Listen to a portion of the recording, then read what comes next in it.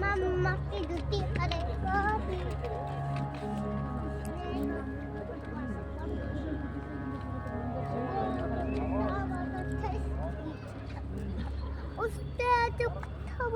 Ruled by the principles of stable governance and unity, the first Saudi state consolidated a growing number of tribes and towns and expanded its territory over the Central Arabian Peninsula. It didn't take long before the young state had to cope with a new enemy, the Ottoman Empire. तू इधर से तू ना video नहीं बनाने दे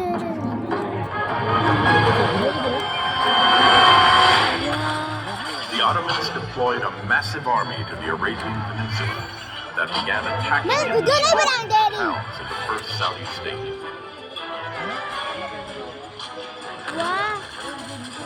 The war of the Ottoman army against the Saudi state raged for 7 long years. Some battles were won, others were lost. Eventually, the Ottoman armies arrived at the gates of the Saudi capital, Qadariyah.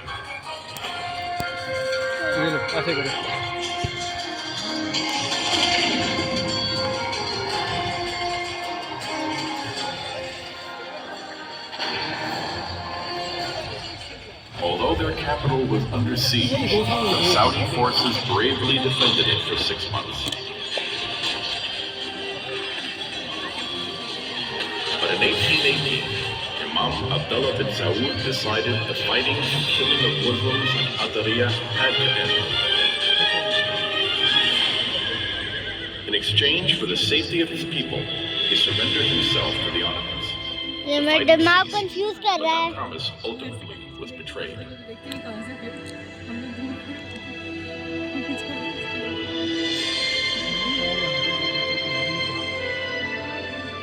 But even in their darkest hour, the Saudi people's sturdiness prevailed.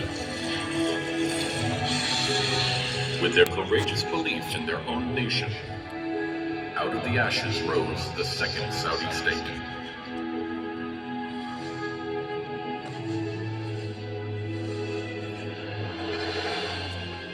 The symbol of that state became the sword of El Ajra. It was passed from ruler to ruler, beginning with Imam Turki bin Abdullah bin Mohammed bin Saud, until it eventually reached the hands of Imam Abdurrahman al-Faisal, the last ruler of the second Saudi state.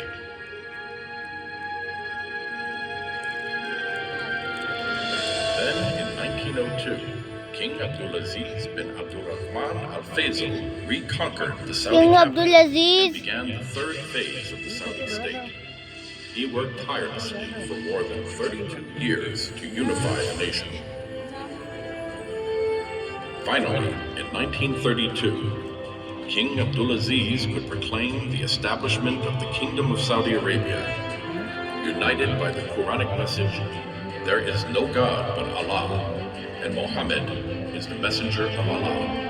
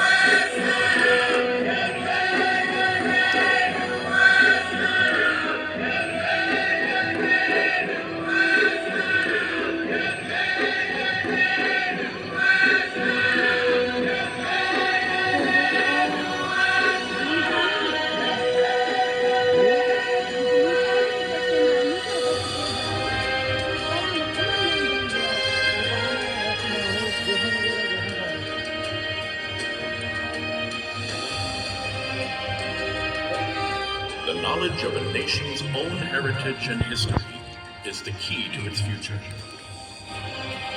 The history of the Kingdom of Saudi Arabia as a sovereign state based on supreme principles started in this place, in Qadariyah.